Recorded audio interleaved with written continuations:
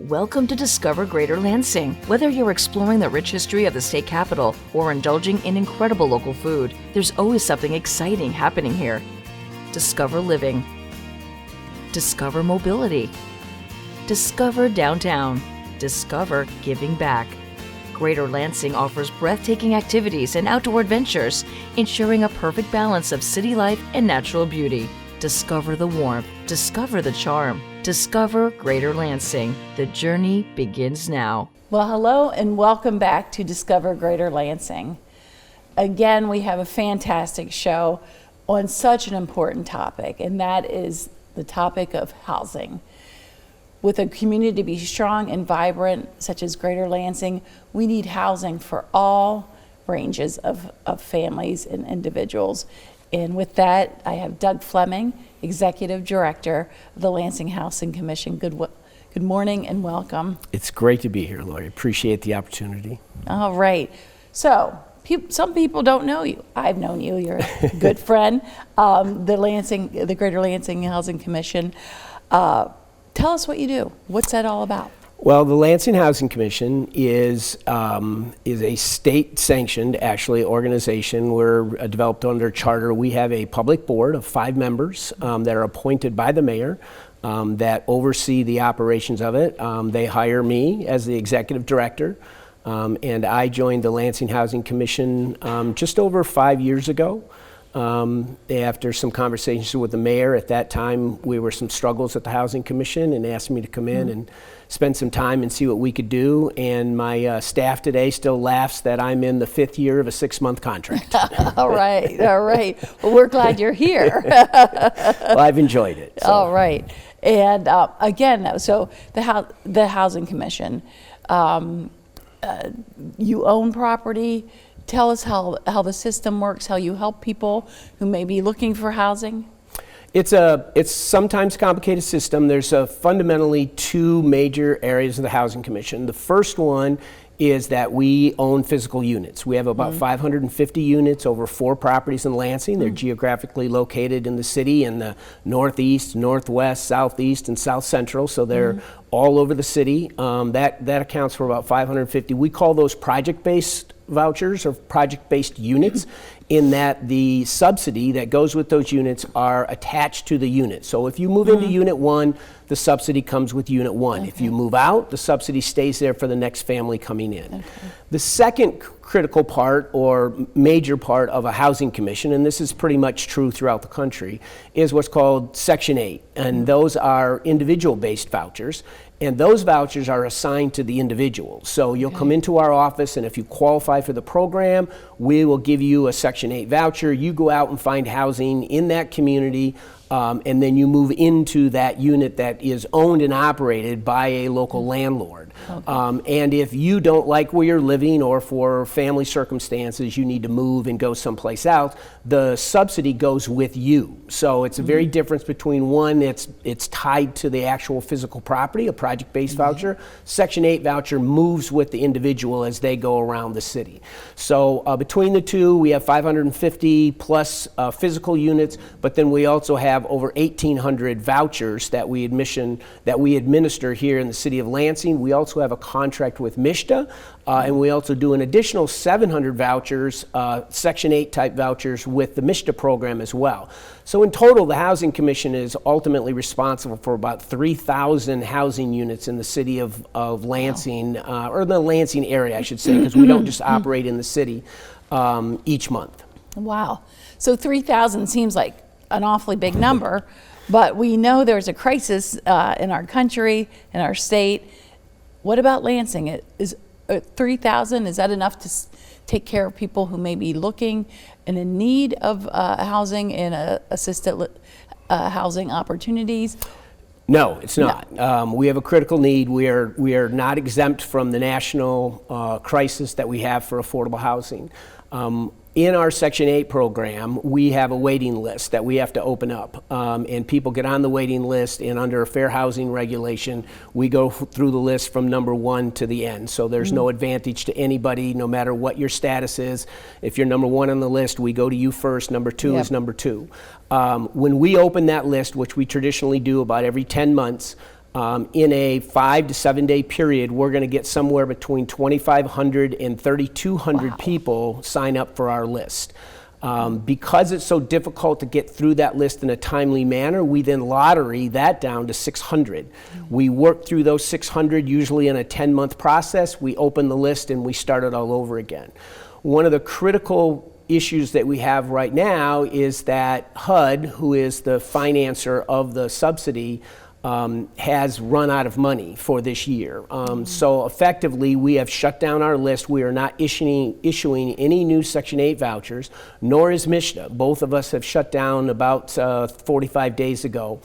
We are maintaining the vouchers that we have. No one is losing their subsidy, but we are unable to provide new subsidy to new residents. So currently, in the city of Lansing, if you're looking for housing, you're not going to be able to find it.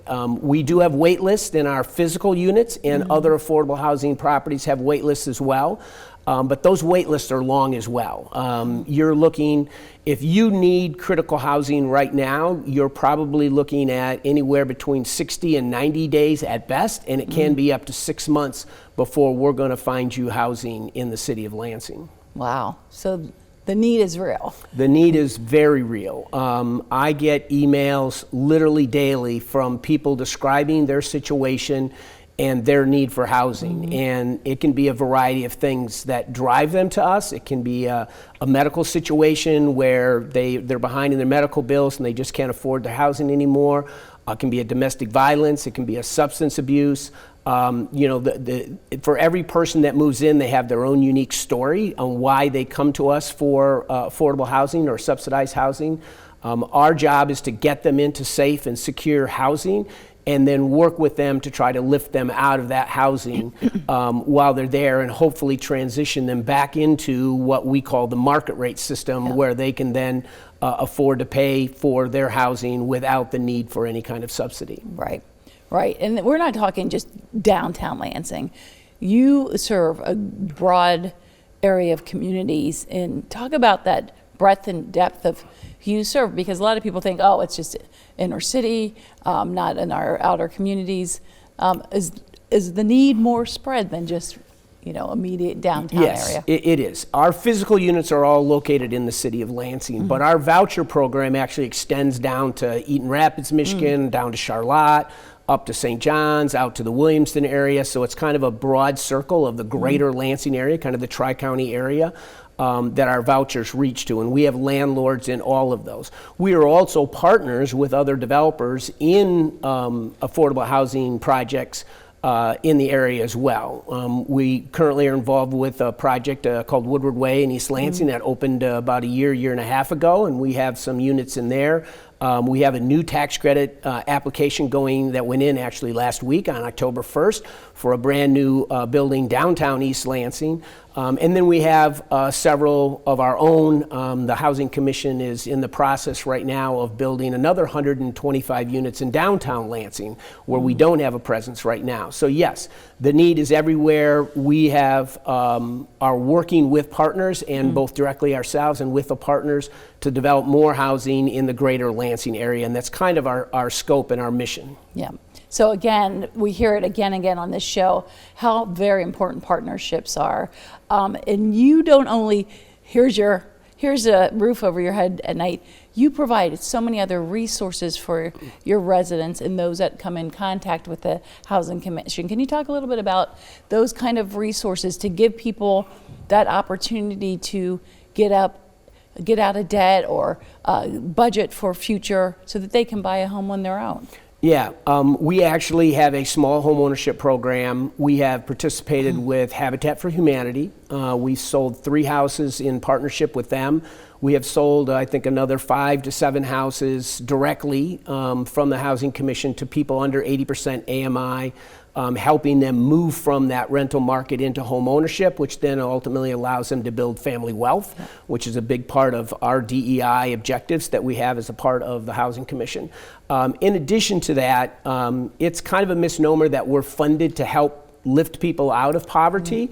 we're actually not. Our funding is directly related to us being able to do the administrative work to qualify people to live in the housing and then provide that safe, clean, affordable housing.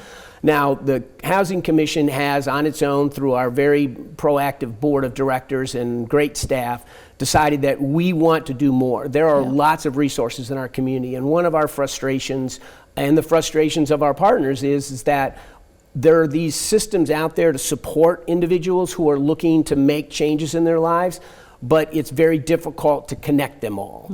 And so we're constantly working with partners to try to do that, to connect our residents with these services that are out there. There's money for food, there's money for health programs, there's money for substance abuse, there's organizations that support domestic violence. Our job, or what we see as our job, is both informational in trying to connect them, but then also doing things that will connect them. Tomorrow we have a fall festival that we call, and this is the second of our fall festivals for this year. We've held them in the past, where we're going to go out to a property. We have pumpkins and activities for the kids and the bounce house and all that kind of stuff. But we also have several tables that are going to be there of our partners from the Literacy Coalition and other groups in Lansing, so that we can connect their parents with these services as well. We have Head Start on a lot of our properties as well. We've had a long-term running relationship with Head Start on 3 of our properties. So those kind of connections, we're always trying to make them. We have a GED program that we operate at LHC in cooperation with Potterville Education and some other organizations, and we're constantly looking to try to build more partnerships to bring more services to our residents. That's wonderful. The Lansing Housing Commission is just, it exists. People don't really think about it until they need to think about it. So, but it's part of our fabric that makes us such a strong, wonderful community for all people, and thank you for what you do. And you have some exciting things on the horizon as well, so I can't wait to hear about a little bit more about what projects you may have in store for the community in the days ahead. Well, we do. We have the first mixed-use building in the city of Lansing. It's a 63-unit building. It's going to be built right downtown, actually now, right next to what's going to be the new City Hall. We're going to share the same block with City Hall. In that building, for the first time, we have 55 affordable units, which will be subsidized, as well as 7 market rate units in a beautiful location overlooking the Grand River, right downtown Lansing on Kalamazoo and Grand. And then we also have some commercial space in there. So we have all 3 pieces of what makes a multi-faceted housing building. You see that a lot in other cities, but we haven't seen it in Lansing. And then down the street, we have 55 units of additional affordable housing that we're doing. These are all done in cooperation with the Michigan State Housing Development Authority, one of our great partners, MSHDA, with what's called the Low-Income Tax Credit Program. And we have both a 9% and a 4% deal that's allowing us to build another 110 plus units of affordable housing in the city of Lansing. These will be online in late 2026. So one of the things I talk about a lot is that when we talk about affordable housing in our community, we're not solving today's problems. Right. The only effective way to build affordable housing is utilization of the low-income tax credit program. And from beginning to end, that's a 2 or 2.5 year process. So as we sit here today and we're talking about the needs of affordable housing, we're talking about units coming online in 2027 or 2028. So we really have to be forward thinking when we're talking about what the needs are, and not look at what today's needs are, but literally look at where are we going to need to be in 3 to 5 to 10 years even. Absolutely. And I've been hearing a lot about it's not only young people, individuals, and young families. You have seniors who are struggling with that as well. So you serve all, right? All ages, all? Yeah, we do. We have senior buildings as well as family buildings. The critical need in Lansing, from what our research shows us, is typically a 3 and 4 bedroom unit for larger size families. That's where we have a real critical shortage. So our 2 buildings that we're building are going to serve that population, but we are looking at our next phase of being a senior building of some sort, but also looking at single family home ownership as well. So we kind of have some goals in both of those areas to try to move towards more housing in those 2 areas, because those are Lansing problems. My board has clearly stated in our goals that the housing that we're going to build here is what we call Lansing specific or community specific, not just for Lansing, but for the greater Lansing area.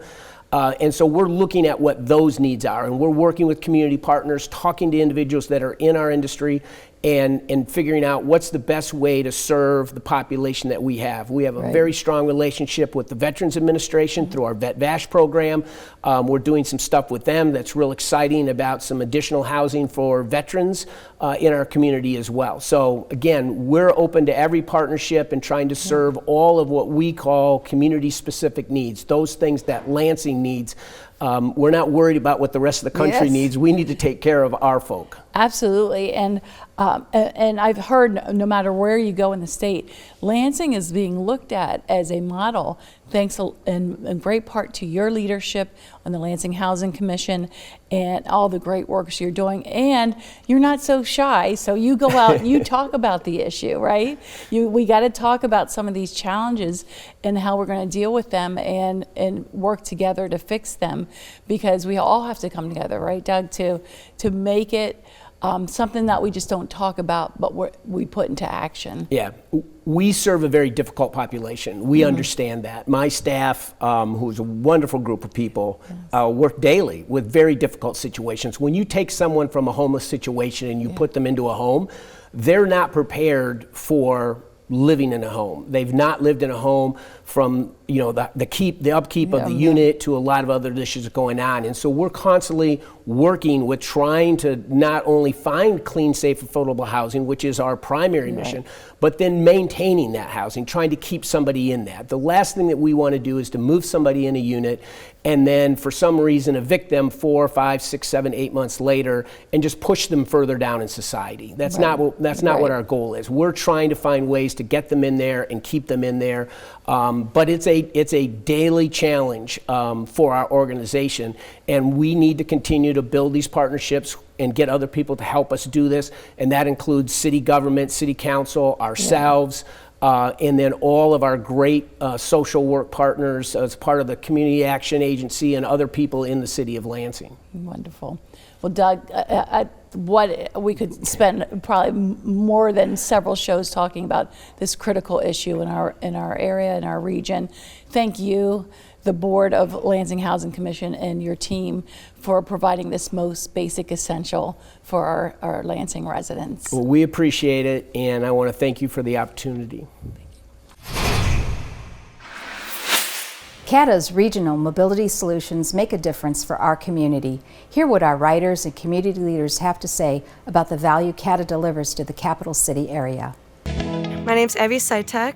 I transferred to MSU this past year, and I am majoring in social studies education. I want to teach high school social studies courses. I transferred from Saginaw Valley State University. It's much smaller than this. It's just probably half the size. It was an adjustment going from such a small school to such a big school, but it's been great overall. It was really important for me to use the buses because I live about 10 minutes off campus, and anyone who goes to Michigan State knows that parking on campus isn't always available. So that was really important in me getting to class on time, and also just not having to worry about paying for parking or parking tickets or anything. And then also just when I was on campus, getting across campus, because from like South neighborhood to where I worked, just to my classes and stuff, it would have been like a 40-minute walk. So the buses were also really important in getting me to class on time. I was kind of nervous the first time because I was taking an off-campus bus for the first time and I had to use a pass. So that was kind of nerve-wracking, but you literally just go on and swipe it. So after that, it was easy, and they were reliable and they got me to where I needed to go, so it was great. I've lived in different cities now, and this is the first time I've had access to such a widespread public bus system. And it saved me money in the long run. It's got me places quicker. I didn't have to worry about parking or anything. So I think it's like invaluable at this point, because it would have been a much harder school year if I had to go without it. So we're going to talk about banking today, kind of in an untraditional way, if you will. I have Eaton Community Bank with me, Dan Shanahan specifically. So thank you for joining me. I really appreciate it. we're not going to talk about checking accounts and savings accounts. We're going to talk about our community and the direction that your bank is taking with the community. So tell me a little bit about that. Sure, and thanks for having me back, Karen. Sure. Our local nonprofits are part of what makes our communities great. And as a community bank, we do everything we can to support them. So one of our favorite campaigns is our annual charitable giving campaign. And so in that, we ask the communities to nominate their favorite local nonprofits. Nice. And then we pick 5 finalists and we let them have some fun on social media trying to generate votes. The winning nonprofit gets $5,000 and all the runners-up get $1,000 each as well. That is absolutely awesome. Well, I have to tell you, this is all very near and dear to my heart and in my history. Prior to real estate, I worked in nonprofit as a state director. So I love it when a company like yours will bring together the community. You're not only helping them professionally, but personally you're really connecting. So in regards to that though, from the nonprofit standpoint, do you have banking options for the nonprofits that are receiving these funds? We do, absolutely. So yeah, we have a specifically nonprofit checking just for nonprofits. So 501c3 organizations. It's got no monthly service charges, no per item fees. And there's a tiered interest rate on all the balances in the accounts. Great, great. Yep. So it sounds to me like a person that is part of a nonprofit should definitely check out Eaton Community Bank in regards to banking for their nonprofit. Would you agree? Absolutely. Great. Thanks so much for joining me. I really appreciate it. A new shopping experience has come back to downtown Lansing in the old Atrium building. Middle Village is a wonderful collaboration of several shops where you can find all kinds of gift items and wonderful things. I'm here with Mary of Ornamaloo. Mary, tell me a little bit about your shop. Well, my shop is a mixture of vintage and curated items inspired by museums and just the World Heritage. Well, I love it. What can we expect from Ornamaloo over the holidays? Well, it'll be an expansion of some of the products and a little bit of expansion of the store, and we have products from Michigan and from the United States, like handmade jewelry from Ornamaloo and from Marcello Arts in Ann Arbor, and some honey products, including delicious bourbon-infused honey from Sister Bees. And then we have vintage products from around the states, including uranium glass from the Depression era and Paulo Solari bells from Arizona.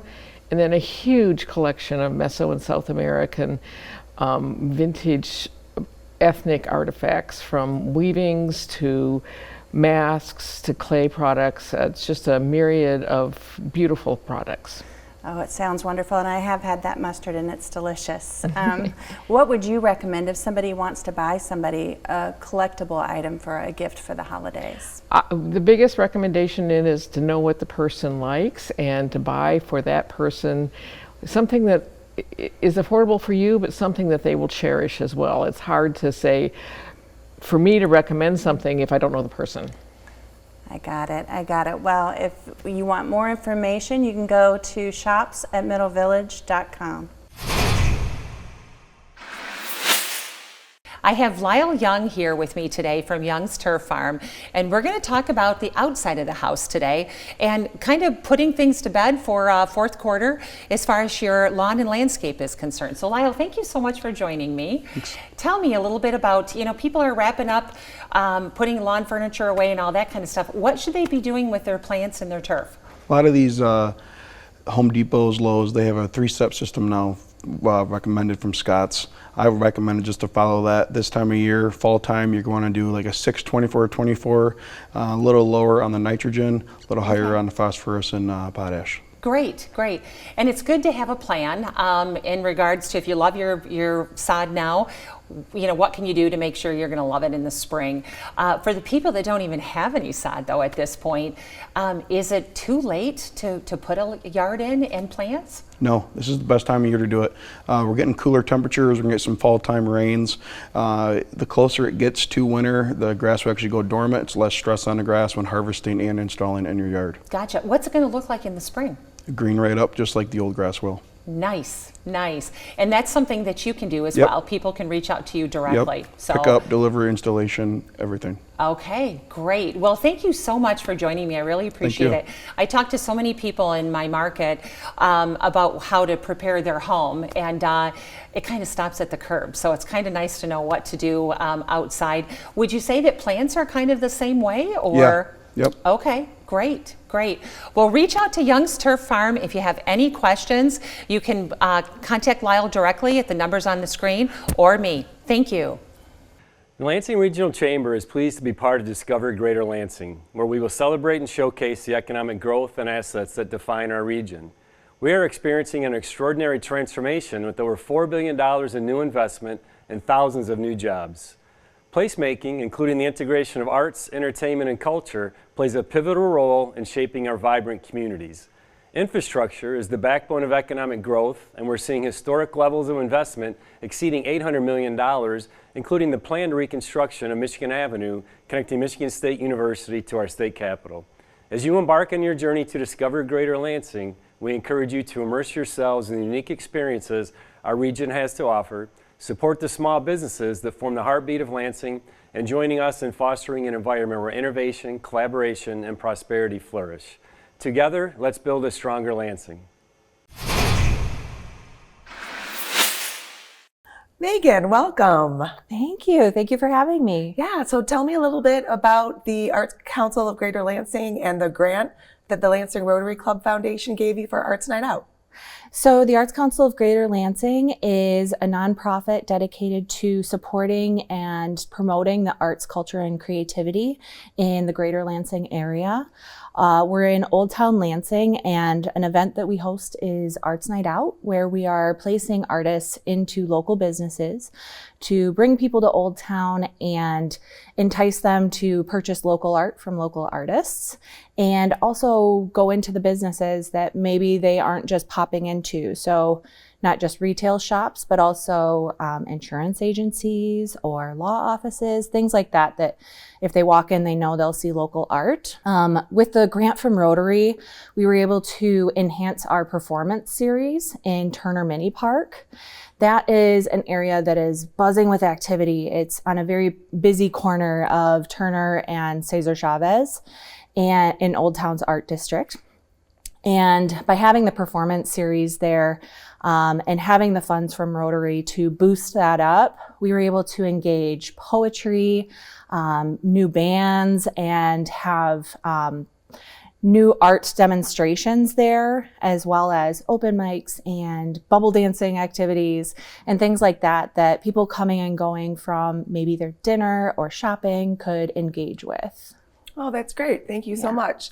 Thank you for your time, and I'm so glad that we had this opportunity to share how the money was used. Thank you so much. To learn more about what the Greater Lansing area has to offer, go to discovergreaterlansing.com. Wow, what another great show and another reason to discover Greater Lansing. So many wonderful things happening in our great, great community. From living, working, and playing, we've got it right here in Greater Lansing. Thanks for joining us.